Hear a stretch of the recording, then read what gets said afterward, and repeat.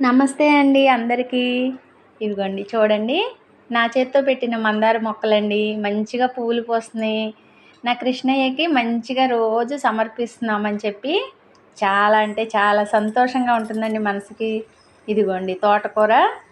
ఈ తోటకూర కూడా చాలా బాగుంటుందండి. వారానికి ఒకసారి కోస్తూ ఉంటాను. అక్కడ కనిపించిందా అండి మీకు? తులసి దళం కూడా ఉంది. తులసమ్మ తల్లి. ఇంకా తులసి దళాలు కోసి కృష్ణయ్యకి సమర్పిస్తామండి.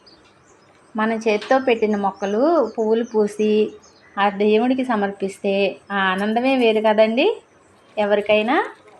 ఇది చూడండి మల్లి చెట్టు ఈ వర్షానికి మళ్ళీ మంచిగా చెట్టు అంతా మొగ్గ వచ్చేసిందండి.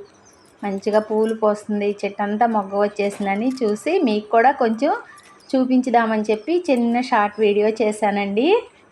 చూడండి ఎంత మంచిగా ఉన్నాయో పువ్వులు. ఇవన్నీ కోసి ఈయన పూజకి అలంకరిస్తారండి శ్రీకృష్ణ భగవానులకి. ఇదిగోండి ఇవి కూడా విత్తనాలు నేనే వేశానండి. బొప్పాస్కాయ చెట్టు అయితే మొన్న గాలి వర్షానికి పడిపోయిందండి. పడిపోవటం కూడా కింద పడిపోకుండా పక్కన కరెంటు స్తంభం ఉంటే దానికి సపోర్ట్ అయ్యింది. ఆ స్తంభం ఈ చెట్టుకి సపోర్ట్ చేసిందండి.